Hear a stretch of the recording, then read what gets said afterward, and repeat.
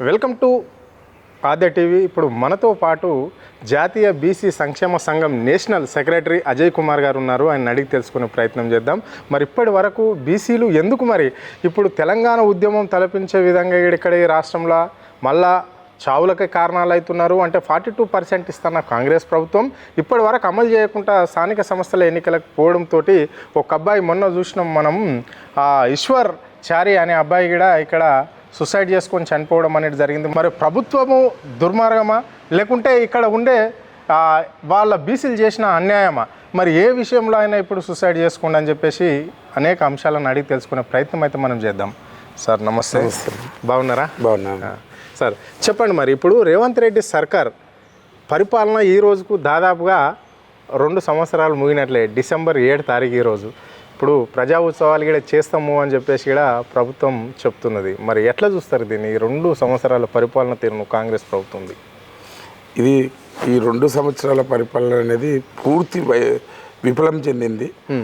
అందులో ఈ బీసీలకు కూడా 42% రిజర్వేషన్స్ అని చెప్పేసి మనకు బీసీలను మోసం చేసిండు. అది చట్టబద్ధంగా న్యాయబద్ధంగా ఒక ఫార్మేట్లో లేకుండా ఖాళీ అసెంబ్లీలో తీర్మానం పెట్టేసి అది ఏదో బిల్ పాస్ చేసి ముందుకు పంపించి తూతూ మంత్రం కదా, దాంట్లో శాంటిటీ లేదు, ఏం లేదు. ఫస్ట్ ఏమనుకున్నామంటే సరే ఏదో బీసీలకు చేస్తున్నాడు అనే ఉద్దేశంతో సంతోషంగా కొంతమంది అనుకున్నారు. ఇప్పుడు డెప్త్గా వెళ్తే సబ్జెక్ట్లోకి వెళ్తే దాంట్లో ఎలాంటి పస లేదు. ఈరోజు నిన్న జరిగినటువంటి ముందుగా సాయి ఈశ్వర్ గారికి నివాళులు అర్పిస్తూ ఆయన ఆత్మశాంతి చేకూరాలని మీ ఛానల్ ద్వారా ప్రార్థిస్తూ, ఇప్పుడు మళ్ళీ గతంలో తెలంగాణ ఉద్యమం అప్పుడు 1200 మంది విద్యార్థుల బలిదానాల తర్వాత కాంగ్రెస్ పార్టీ తెలంగాణ ఇవ్వడం జరిగింది. ఇప్పుడు బీసీల ఉద్యమంలో ఈరోజు నిన్న జరిగిన ఈశ్వరాచారి గారు, సాయి ఈశ్వరాచారి, ఆయన బీసీలకు అన్యాయం జరిగిందని, రిజర్వేషన్లు కల్పించలేదని బలిదానం చేసుకున్నారు, చనిపోయారు. ఇది రాష్ట్ర వ్యాప్తంగా సంచలనం అవుతుంది. ఇప్పుడు విద్యార్థులకి నేను మీ ఛానల్ ద్వారా తెలపడం ఏమంటే, ఎవ్వరు కూడా బలిదానాలు చేసుకోవద్దు, పోరాడుదాం, ఉద్యమిద్దాం, న్యాయబద్ధంగా చట్టబద్ధంగా. ఆర్ కృష్ణన్న గారి ఆధ్వర్యం లోపల అందరం ఒకతాటికి వచ్చి అన్ని పార్టీలు అన్ని కుల సంఘాలు ఒకతాటికి వచ్చి మనం బలంగా పోరాడి కాంగ్రెస్పై యుద్ధం ప్రకటించి మనం నెక్స్ట్ మంత్ ఈ నెల 10వ తారీఖున ఢిల్లీలో కూడా ధర్నా చేస్తున్నాము. ఏఐసిసిని కార్యాలయం. మరి ఇప్పుడు సాయి ఈశ్వర్ చారి చనిపోవడం అనేది అయితే జరిగింది. సో మరి ఇప్పుడు దాన్ని ఎట్లా చూస్తున్నారు, ఏ కోణంలో చూస్తున్నారు? బీసీలు కావచ్చు, రాష్ట్ర ప్రజలు కావచ్చు, అంటే ఇప్పుడు ప్రభుత్వం ఏమన్నా ఆర్థిక సాయం కావచ్చు, లేకుంటే ప్రభుత్వం మేము అండగా ఉన్నాము అని చెప్పేసి కూడా ఏమన్నా ప్రకటన చేసిందా? మరి ఎందుకు ఇంత ఆత్మహత్య చేసుకున్నా కానీ ప్రభుత్వం ఎందుకు నిమ్ముకి నీరెత్తినట్లనే ఉండి అక్కడ చాలామంది కూడా బీసీ సంఘాలే కావచ్చు, విద్యార్థి నాయకులే కావచ్చు, ఎంతోమంది అక్కడ పోతుంటే కూడా లాఠీ చార్జ్ చేయడము, వాళ్ళని చూడనీయకపోవడానికి ప్రయత్నం చేసింది రాష్ట్ర సర్కార్, పోలీస్ యంత్రాంగం అంతా. దీన్ని ఎట్లా చూస్తారు మీరు? ఇది కాంగ్రెస్ పార్టీకి మేము సవాల్ విసురుతున్నాం, మేము తీవ్రంగా హెచ్చరిస్తున్నాం. ఈరోజు ఈ సాయి ఈశ్వర్ గారి యొక్క మరణం తర్వాత మేమంతా పెద్ద ఎత్తున ఒక ప్రణాళికాబద్ధంగా ముందుకు పోవడానికి చూస్తున్నాం. ఇది ప్రభుత్వ హత్య, ఇది ప్రభుత్వ నిర్లక్ష్యం చేసింది. బీసీల పట్ల ఎలాంటి చిత్తశుద్ధి కానీ ప్రేమ కానీ ఎలాంటిది లేదు. ఖాళీ ఓట్ల కోసం ఇప్పుడు కూడా స్థానిక సంస్థల ఎలక్షన్లు వస్తున్నాయి కాబట్టి మళ్ళీ ఏదో రిజర్వేషన్లు అని చెప్పేసి బీసీలకు న్యాయం చేస్తున్నామని చెప్పేసి అక్కడ కూడా ఎలాంటి న్యాయం లేదు. కాబట్టి ఈ విద్యార్థులు కూడా ఏమంటే రెచ్చిపోయి ఆయన మానసికంగా కృంగిపోయి సాయి ఈశ్వర్ గారు చనిపోవడం జరిగింది. మేము దీనికి తీవ్రంగా కాంగ్రెస్ హత్యాన్ని ప్రకటిస్తున్నాం. రేవంత్ రెడ్డి గారు ఇమ్మీడియట్గా మీకు చిత్తశుద్ధి ఉంటే రేపు పార్లమెంట్ జరుగుతూ ఉంది, మీ 278 మంది ఎంపీలు కాంగ్రెస్ ఎంపీలు మద్దతు ఇవ్వాలి ఆర్ కృష్ణన్న గారికి.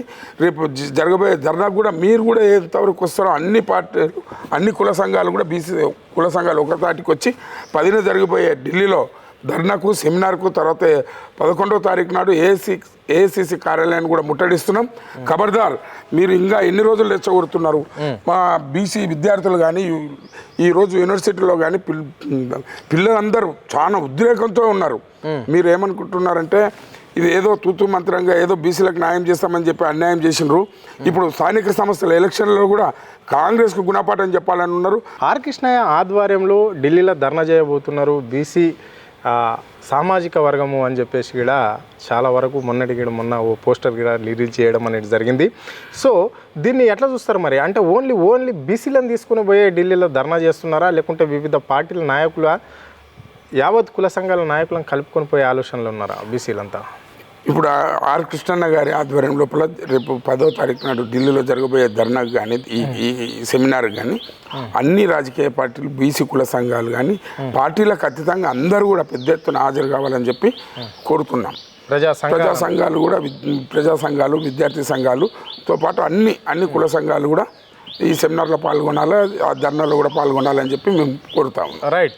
అంటే ఇప్పటి వరకు మాట్లాడిన మేధావి వర్గమే కావచ్చు, విద్యావంతులు కావచ్చు, ప్రొఫెసర్లు, మరి సాయి ఈశ్వర్ చారి చనిపోయినప్పుడు ఎందుకు నోరు మెరపలేకపోతున్నారు? ఎందుకు ప్రభుత్వం వైఖరి మార్చుకోవాలని చెప్పలేకపోతున్నారు ఇక్కడ ఈ రాష్ట్రంలో? మేము ప్రభుత్వానికి ఏం కోరుతున్నామంటే ఇమ్మీడియట్గా తక్షణమే 2 కోట్ల రూపాయలు, తర్వాత వాళ్ళ ఇంట్లో ఎక్స్గ్రేషియా ప్రకటించమని, తర్వాత వాళ్ళ ఇంట్లో ఒక జాబు, ఒక 500 గజాల స్థలం కూడా కేటాయించాలని కోరుతున్నాం.